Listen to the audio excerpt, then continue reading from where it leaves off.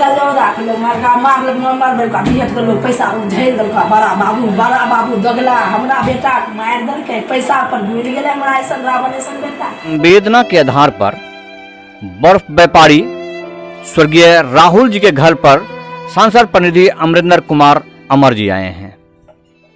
मैं थोड़ा चर्चा कर दूं कि एक घर है जिस घर को देखने से ये अंदाजा लगता है कि बिहार नहीं भारत के संपूर्ण निचले स्तर का लिविंग स्टैंडर्ड है। यहाँ पर कुछ परिवार हैं, कुछ झोपड़ी है। इसी में से यदि लगता है कि एक घर का चिराग कोई उठता है और उठ करके जीवन यापन को उठाने की कोशिश करता है तो हमारे समाज में उसको खत्म कर दिया जाता है। मतलब या कहें कि जो अंकुर फूटता है उसी समय यहाँ उसको खत्म करने का जो एक व्यवस्था है वो व्यवस्था वो संपूर्ण सवालों के घेरे में है और उसके संपूर्ण रूप से जो जिम्मेदार नजर आते हैं वो प्रशासन नजर आते हैं। एक अधिवक्ता हैं और बहुत अच्छे वक्ता भी हैं, ये संपूर्ण वर्णन करेंगे।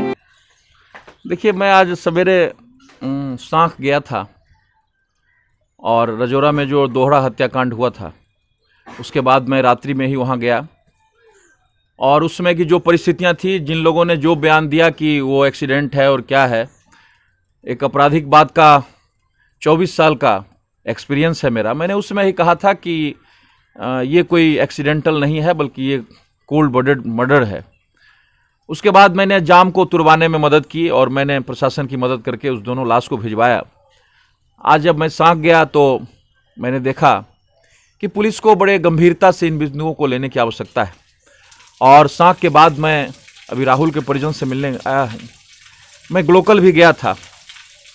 राहुल के बारे में मेरी यही टिप्पणी है कि एक गरीब परिवार से जन्मा हुआ एक लड़का यदि आगे बढ़ना चाहता है, वो यदि बर्फ व्यवसाय के माध्यम से आगे बढ़ रहा था तो समाज के उन लोगों को उत्साहवर्धन करना चाहिए था, समाज को आगे आना चाहिए था कि इस लड़के से 10 आदमी को रोजगार मिलेगा, ये आर्थिक रूप से उन्नत होगा। लेकिन समाज ने उन अपराधियों को आगे आने का मौका दिया, समाज ने भी विरोध नहीं किया और उसने उसकी हत्या कर दी। अभी जो घटनाक्रम बता रहे हैं लोग बाघा का, यहाँ पर अपराधी आते हैं, गोली फोड़कर चले जाते हैं। इसमें पुलिस प्रशासन को भी मैं कहता हूँ कि पुलिस प्रशासन के बारे में स्पष्ट हमारा कहना है कि अब ट्रेडिशनल पुलिसिंग से काम नहीं चलने वाला है। आप ट्रेडिशनल पुलिसिंग को कॉम्बिंग पुलिसिंग बनाइए। आप अपराध में जो लोग जेल गए हैं, उनके क्रिमिनल एंटीसीडेंट्स हैं, उन एंटीसीडेंट्स को खंगाल कर उनके बारे में चिन्हित कीजिए। समाज में मुश्किल से 1-2% आदमी जेल जाता है। लेकिन यहाँ की पुलिस तो अपना समय संपूर्ण रूप से नगर थाना के जो व्यवस्था है बिल्कुल शहर के बीचों बीच और 5 से 6 घंटा वो समय देती है। मोटरसाइकिल चेक करते हैं, जो आरटीओ का काम वो करते हैं। यदि वही काम वो हजारों की संख्या में ये जो उचक्के किस्म के लोग मोटरसाइकिल लेकर गुजरते हैं, उनका अवैध सामान की चेकिंग करे तो क्या इस पर नियंत्रण नहीं लगेगा? मैंने इसीलिए शुरू में ही कहा कि ट्रेडिशनल पुलिसिंग, ये सब जो है वो ट्रेडिशनल पुलिसिंग है। अब बेगूसराय में अपराध रोकने के लिए ट्रेडिशनल पुलिसिंग से काम नहीं चलेगा। उनको चिन्हित करके जेल से निकलने वाले लोगों की हाजिरी लगाई जाए, ये प्रशासन का काम है, वो कर सकते हैं। उनको नोटिस दे सकते हैं कि आपके क्रिमिनल हिस्ट्री हैं, आप अपने संबंधित थाना में हाजिरी लगाइए, अपने रोज दिन का ब्यौरा दीजिए कि आप कहाँ रहते हैं, क्या करते हैं। आप सामान्य रूप से यदि जीवन व्यतीत करते हैं तब तो ठीक है, नहीं तो फिर बेल कैंसिलेशन की व्यवस्था हो। और हमको लगता है कि अब पैटर्न चेंज करना होगा। पुलिस को एक कॉम्बिंग रूप से, एक चैलेंज रूप से उन अपराधियों के खिलाफ कॉम्बिंग ऑपरेशन चलाना होगा।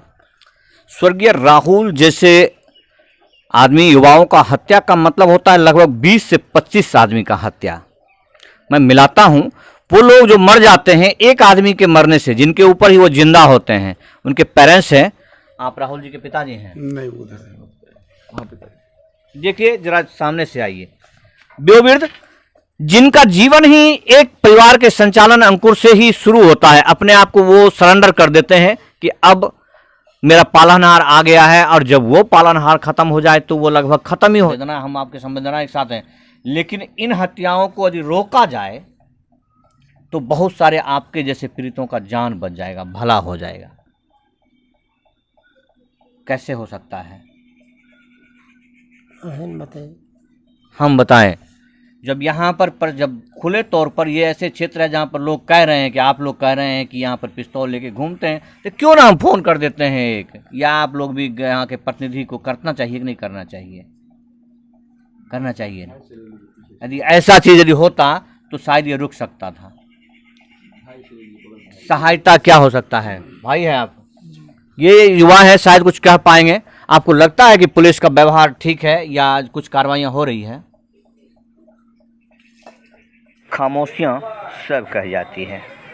कहिए, जो मन की बात है उससे हमें आगे, आपका तो लुटना था लुट गया, आप सब लुट गए, लेकिन समाज की इस विकृतियों को दूर करने का कुछ तरीका बताइए। कैसे प्रशासन क्या काम करती है, क्या करना चाहिए उनको? कितने बार आपके घर पर प्रशासन आई? 2-3 बार। 2-3 बार पूछताछ करने के लिए? पूछताछ, जबकि पूछताछ का मामला, आप लोग तो घर परिवार से उनका कोई पारिवारिक विवाद नहीं था, नहीं कोई इस हत्या में कोई पारिवारिक विवाद नहीं था। कोई पारिवारिक। ये हत्याओं का दौर थम नहीं रहा है और ऐसे ऐसे हत्याएं हो रहे हैं जिनमें घर परिवार के लोग 20-25 परिवार के लोग होते हैं, उनको पता नहीं चलता है कि मैंने क्या किसी का कुछ बिगाड़ा था क्या।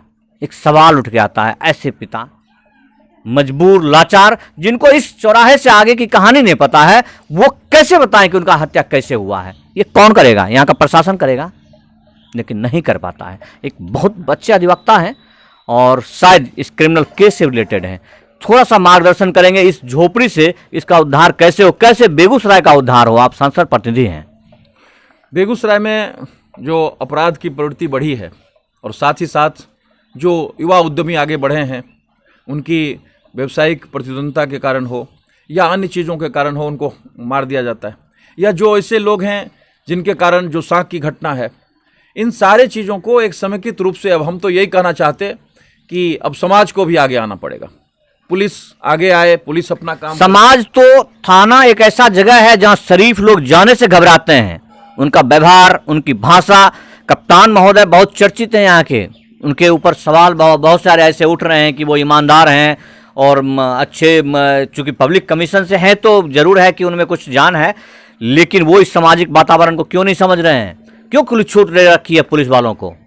हमको लगता है कि हमने बार बार इस विषय को उठाया भी है और मैंने अपने पुलिस अधीक्षक से भी कहा है कि आपके जो लोअर ऑफिसर्स हैं उसमें कोऑर्डिनेशन का अभाव है, अच्छे ऑफिसर्स का अभाव है। इसीलिए आप मांगिए डीजीपी से, मांगिए आईजी से, डीआईजी से कि ऐसे लोगों की पदस्थापना हो जो जहां जाते हैं वहां ट्रेडिशनल वे में बैठे हुए हैं, वो शराब में लग जाते हैं, उनको अपराध से कोई मतलब नहीं है। इसीलिए बेगूसराय में एक समेकित रूप से बातचीत करके, मैं कल डीजीपी महोदय से भी मिला था, मैं अन्य लोगों को भी इस बारे में कह रहा हूं कि बेगूसराय में समेकित रूप से एक होमवर्क करके अच्छे पुलिस अधीक्षक हैं, मैं मानता हूं, लेकिन साथ साथ जो लोअर ऑफिसर्स हैं उसमें कोऑर्डिनेशन का अभाव है, अच्छे ऑफिसर्स नहीं हैं। बेगूसराय के अपराध को रोकने के लिए बेगूसराय में अच्छे थानाध्यक्षों की पोस्टिंग होनी चाहिए और एक बार पूरा रिसफल होना चाहिए, तभी बेगूसराय का अपराध रुक सकता है। और इसके बिना बेगूसराय में अपराध रुकना मुश्किल है, क्योंकि बेगूसराय में जो थानाध्यक्ष जहां जा रहे हैं वो अपने काम में लग जाते हैं, जो जहां पर बैठे हुए हैं अपनी बादशाहत चला रहे हैं। इसीलिए बेगूसराय को एक समेकित रूप से जब तक नहीं किया जाएगा तब तक बेगूसराय से अपराध का उन्मूलन नहीं हो सकता है और इसमें समाज को भी आगे आना पड़ेगा, पुलिस को भी समाज के कोऑर्डिनेशन के साथ अपराध को रोकने के लिए पहल करनी पड़ेगी। समाज का तो कोऑर्डिनेशन वो होता है कि यहाँ एक दोहरी हत्याकांड हुआ है, लोग पुतला दहन कर रहे हैं नीतीश कुमार का और मुर्दाबाद करते हैं गिरिराज सिंह का, जबकि इसमें सबसे पहले संवेदना की जरूरत है। आप बड़े नेताओं या जो पदस्थ सत्ता पक्ष हैं, सबसे पहले मूल जड़ में आइए, कौन मदद कर सकता है और कौन इसका उद्भेदन कर सकता है। किसी की मुर्दाबाद या किसी की जय जयकार से इतने बड़े उद्भेदन या इतनी बड़ी जातीयता का समाप्ति नहीं होगा। एक बात मैं जोड़ना चाहता हूं, सारे घटनाक्रम के बारे में केंद्रीय मंत्री गिरिराज सिंह जी की नज़र है।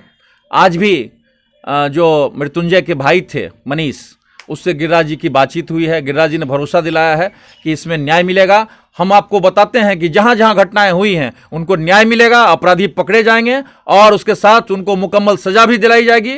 और इस अपराध की इस बढ़ती घटनाओं को हम ऐसे नज़रअंदाज नहीं कर सकते हैं, क्योंकि बेगूसराय की शांति और बेगूसराय में आम लोगों का अमन चैन, उसके साथ कोई समझौता नहीं हो सकता है। राजनीति अपने जगह पर हो सकती है, लेकिन बेगूसराय जब तक अशांत रहेगा तब तक हम बोलते रहेंगे, उंगली उठाते रहेंगे। और हम पुलिस अधीक्षक महोदय से भी मांग करते हैं कि आप अविलंब बढ़िया अधिकारियों से मिलकर आप इसको रिसफल कीजिए, तेज तर्रार थानाध्यक्षों को लाइए जो अपराध पर नकेल कस सके।